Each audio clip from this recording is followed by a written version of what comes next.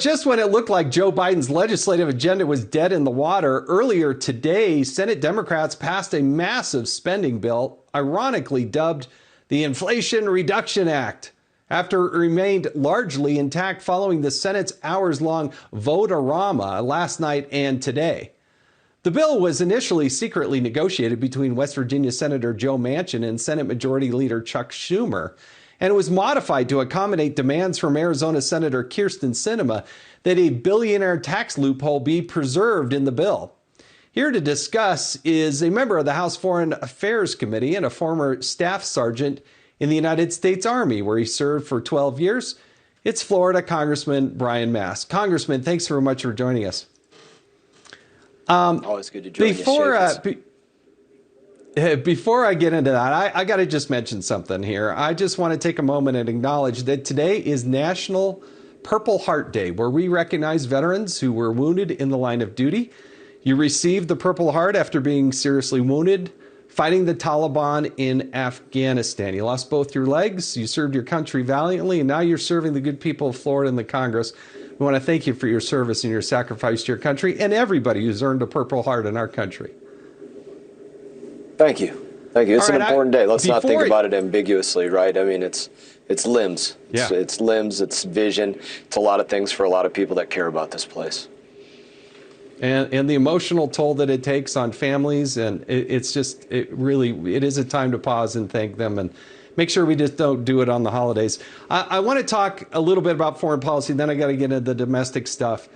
Ambassador O'Brien was talking a lot about China, but we also have to be able to pay attention to Russia and Iran. Iran just keeps chugging along, and we don't really have much of a discussion. Talk about the need to be able to fight on multiple fronts.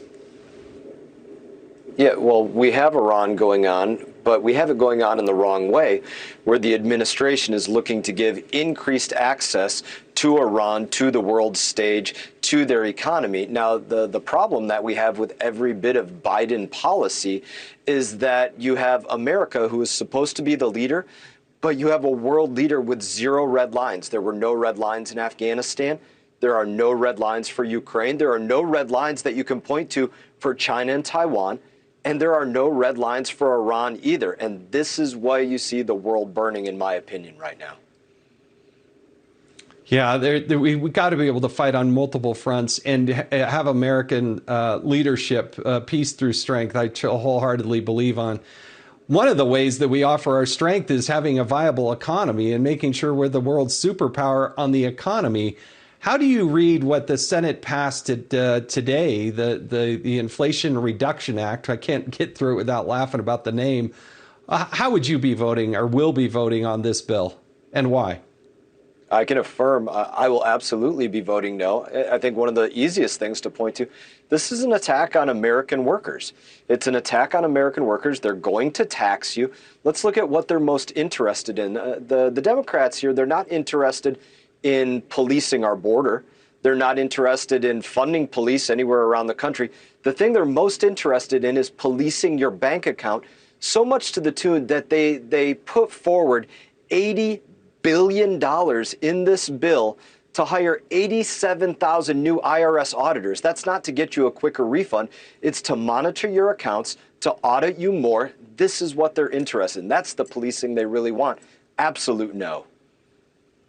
Yeah, it's because they believe everybody's out there is a tax cheat, and the taxes that will be raised on these corporations, that gets passed along to people's accounts. Anybody who has a 401k or savings, or people that are on fixed incomes, it's going to affect all of these people. No, they're going to hit corporations. They're going to hit your small businesses. They're going to hit you as an individual. It's estimated by this tax and spending bill that they're putting forward that there's probably going to be millions of new audits, and probably the vast majority of them are going to be on individuals making less than $75,000 a year. That's the American worker. But that's the disconnect between Democrats and real world. They're not interested in the fact that, you know what, right now you can't actually fill up your gas tank all the way because you don't know if you have enough dollars in your bank account, or you don't want to put it on your card, or you're buying, ground chuck instead of ground beef because it's a little bit cheaper. That's their disconnect. Schumer, Pelosi, the rest of them, that's not personal to them, but it's personal to the people in my community.